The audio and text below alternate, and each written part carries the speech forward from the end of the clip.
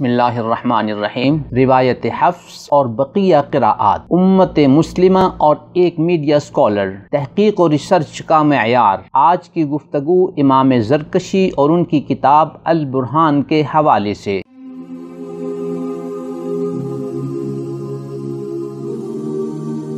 ہم جو قرآن کریم کی تلاوت کرتے ہیں یہ امام حفص کی روایت ہے۔ دیگر قراءات جو مختلف ممالک میں پڑھی جاتی ہیں، جس کا نمونہ آپ محافل قراءات میں سنتے رہتے ہیں، ان کی بابت ایک BA پاس میڈیا اسکالر کا کہنا ہے کہ یہ قرآن نہیں ہے۔ اس سلسلے میں انہوں نے امام زرکشی کی کتاب البرہان جلد 1 صفحہ 331 کے حوالے سے ابو عبد الرحمن السلمی رحمہ اللہ کا قول پیش کیا ہے، میزان صفحہ 28-29 پر، اور اپنی کتاب مقامات کے صفحہ 158-159 پر۔ اس سلسلے میں ہم 5 گزارشات آپ کی خدمت میں پیش کریں گے، جن کی روشنی میں آپ موصوف میڈیا اسکالر کی تحقیق و ریسرچ کا معیار معلوم کر سکیں گے۔ گزارش نمبر 1، میڈیا اسکالر نے یہ حوالہ پیش کرنے میں پہلی خیانت تو یہ کی کہ ابو عبد الرحمن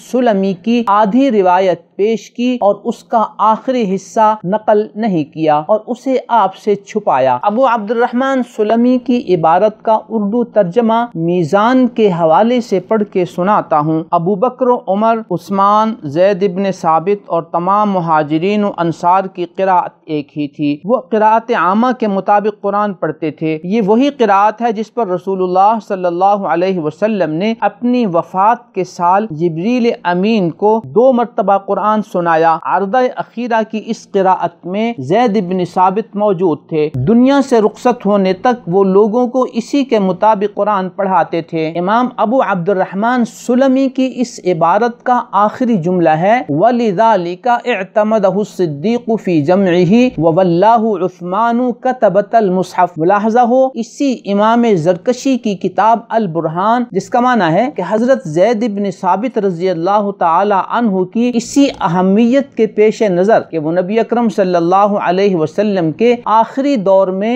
جبریل علیہ السلام سے قرآن کریم کے مذاکرے کے دوران موجود تھے، سیدنا ابوبکر صدیق رضی اللہ تعالی عنہ نے اپنے دور میں جمع قرآن کی ذمہ داری سیدنا زید بن ثابت رضی اللہ تعالی عنہ کے سپرد کی، اور سیدنا عثمان بن عفان رضی اللہ تعالی عنہ نے جب اس کے مختلف نسخے تیار کرائے تو ان کاتبین کی سرپرستی سیدنا زید بن ثابت رضی اللہ تعالیٰ عنہ کے سپرد کی۔ اس بات کا تذکرہ صحیح بخاری کی روایت نمبر 4679، 4986، 7191، نیز 4987، 4984 اور 3506 میں موجود ہے۔ یہاں یہ بات بھی واضح رہے کہ عہد صدیقی اور عہد عثمانی میں جمع قرآن کی ان تمام روایات کو موصوف میڈیا اسکالر تسلیم نہیں کرتے، اور وہ اپنی کتاب میزان کے صفحہ 31 پر ان روایات کے بارے میں یہ کہتے ہیں کہ یہی معاملہ ان روایتوں کا بھی ہے جو سیدنا صدیق اور اس کے بعد سیدنا عثمان کے دور میں قرآن کی جمع و تدوین سے متعلق حدیث کی کتابوں میں نقل ہوئی ہیں، اور انہی روایتوں کے بارے میں وہ یہ کہتے ہیں یہ روایتیں اس کے برخلاف ایک دوسری ہی داستان سناتی ہیں جسے نہ قرآن قبول کرتا ہے نہ عقل عام ہی کسی طرح ماننے کے لیے تیار ہو سکتی ہے۔ یہاں میڈیا اسکالر کے فالوورز بجا طور پر ان سے سوال کرتے ہیں کہ امام ابو عبد الرحمن سلمی کی روایت کا پہلا حصہ اگر آپ کے لیے قابل قبول ہے، قابل استدلال ہے، تو اس کا آخری حصہ جسے آپ نے چھپایا ہے وہ ناقابل استدلال اور ناقابل قبول کیوں ہے؟ آپ نے پہلا حصہ تو بتا دیا اور آخری حصے کو لوگوں سے چھپا لیا۔ یہ صورتحال کس حقیقت کی غمازی کرتی ہے؟ موصوف نے یہ خیانت اس لیے کی کہ اس عبارت میں عہد صدیقی اور عہد عثمانی میں جمع قرآن کا ذکر موجود ہے، جس سے میڈیا اسکالر کے خود ساختہ موقف پر زد پڑتی ہے، لہٰذا انہوں نے اسے آپ سے چھپا دیا۔ گزارش نمبر 2، امام زرکشی رحمۃ اللہ علیہ کی کتاب جلد 1 صفحہ 237 کا یہ حوالہ تو میڈیا اسکالر نے پیش کر دیا، اور اس میں خیانت یہ کی کہ اس سے پہلے کے 4 صفحات اور اس کے بعد کے 3 صفحات میں امام زرکشی نے عہد صدیقی اور عہد عثمانی میں جمع قرآن کا ذکر کیا ہے۔ یوں امام زرکشی نے تو ابو عبد الرحمن سلمی کا یہ قول ہی اسی جمع قرآن کے استدلال کے لیے کیا تھا، اور ان کا استدلال ابو عبد الرحمن سلمی کے قول کے آخری حصے سے تھا جو ان کا اصل مقصد تھا، جسے میڈیا اسکالر نے چھپا دیا۔ صرف اسی پر بس نہیں، امام زرکشی کے اس سارے منظرنامے کو جو ان صفحات میں موجود تھا آپ سے چھپا دیا گیا، جہاں عہد صدیقی اور عہد عثمانی میں جمع قرآن کا ذکر تھا۔ B A pass media scholar کے اس طرز عمل کو خیانت کہیں یا امانت و دیانت کا خون کہیں، آپ کو اختیار ہے۔ گزارش نمبر 3، موصوف میڈیا اسکالر نے امام زرکشی کا حوالہ تو دیا، میں آپ کو بتانا چاہتا ہوں کہ یہ وہی امام زرکشی ہیں جنہوں نے اسی کتاب البرہان میں لکھا ہے اول من جمعها فی مصحف واحد الصدیق، سب سے پہلے جس شخصیت نے قرآن کریم کو کتابی صورت میں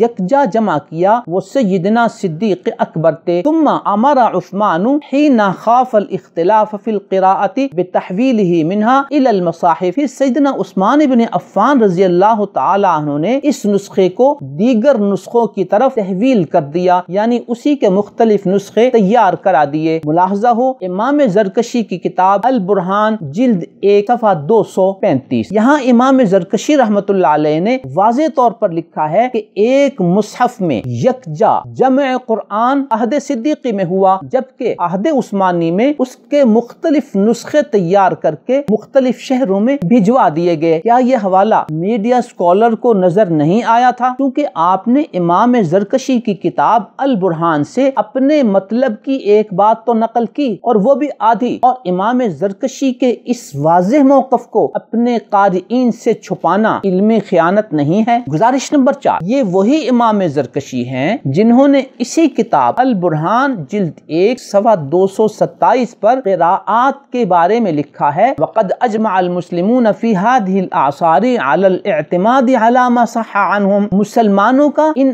ادوار میں اجماع ہو چکا ہے کہ جو کچھ ان ائمہ سے منقول ہے یہ سب کچھ صحیح ہے۔ وکان الانزال على الاحرف السبعة توسعة من اللہ ورحمة على الامة، 7 حروف میں اس کو پڑھنے کی اجازت دینا یہ اللہ رب العزت کی طرف سے امت کے لیے کشادگی تھی اور امت پر رحمت کا معاملہ تھا۔ ملاحظہ ہو البرہان جلد 1 صفحہ 227، یہاں وہی امام زرکشی ہیں جو قراءات 7 کے صحیح ہونے پر امت کا اجماع نقل کر رہے ہیں اور اسے امت پر اللہ تعالیٰ کی رحمت قرار دے رہے ہیں، جبکہ B A pass media scholar نے امام زرکشی کا یہ موقف آپ سے چھپایا کیونکہ اس سے ان کے استشراقی موقف پر زد پڑتی تھی، جس میں وہ دعویٰ کرتے ہیں کہ روایت حفظ کے علاوہ بقیہ قراءات قرآن نہیں ہیں۔ نیز انہی امام زرکشی نے قراءات 7 کے صحیح ہونے پر اجماع نقل کرتے ہوئے مزید لکھا ہے وقد انعقد الاجماع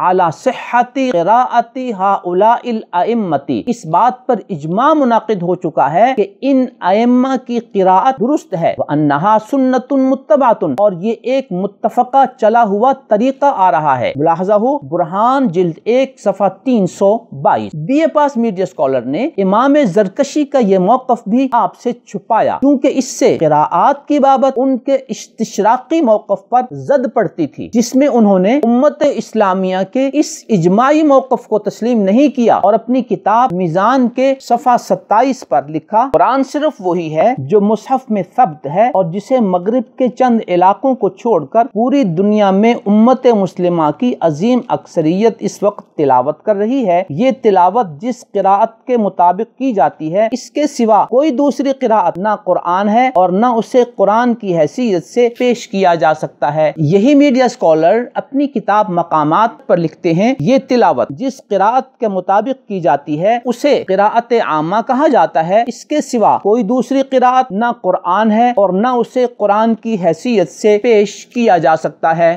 گزارش نمبر 5، یہی امام زرکشی اپنی اسی کتاب البرہان جلد 1 صفحہ 318 میں لکھتے ہیں ان القراءات 7 متواترۃ عند الجمہور، کہ قراءات 7 جمہور کے نزدیک متواتر ہیں۔ وہ مزید لکھتے ہیں والتحقیق انہا متواترۃ عن الائمۃ 7، تحقیقی بات یہ ہے کہ انہی 7 اماموں سے یہ قراءات تواتر کے ساتھ منقول ہیں۔ یوں امام زرکشی رحمت اللہ علیہ نے ان قراءات سبعہ کو متواتر تسلیم کیا ہے۔ آپ غور فرمائیں کہ B A pass media scholar نے امام زرکشی کا یہ موقف اور یہ حوالہ آپ سے کیوں چھپایا ہے؟ کیونکہ اس سے ان کے استشراقی موقف پر زد پڑتی تھی، جس میں وہ صرف روایت حفص کو ہی متواتر مانتے ہیں، جیسا کہ انہوں نے اپنی کتاب میزان کے صفحہ 29 پر لکھا ہے۔ چنانچہ صحابہ کرام کے زمانے سے لے کر آج تک مسلمانوں کا قولی تواتر صرف اسی قراءت کو حاصل ہے۔ ہمارے علماء اسے قراءت حفص کہتے ہیں، گویا کہ وہ قراءت حفص ہی کو متواتر مانتے ہیں، بقیہ قراءات کو وہ متواتر نہیں مانتے، جبکہ امام زرکشی رحمت اللہ علیہ تو اپنی کتاب البرہان میں ان قراءات سبعہ کو متواتر تسلیم کرتے ہیں۔ الغرض امام زرکشی رحمت اللہ علیہ اور ان کی کتاب البرہان کے یہ سارے کے سارے حوالے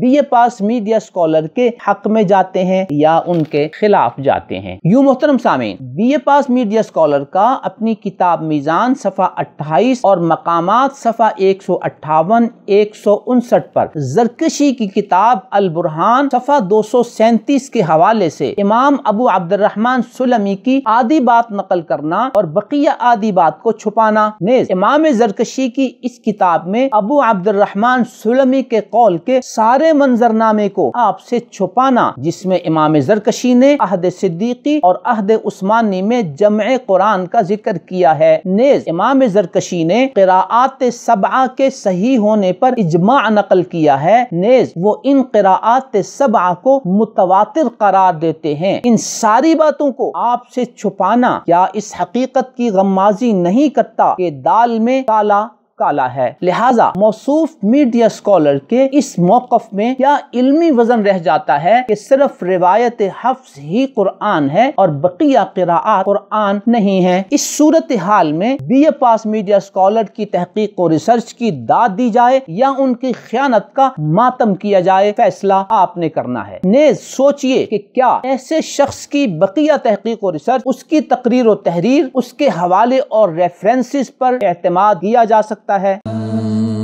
نظروا للطيبة ونور طه يسطعون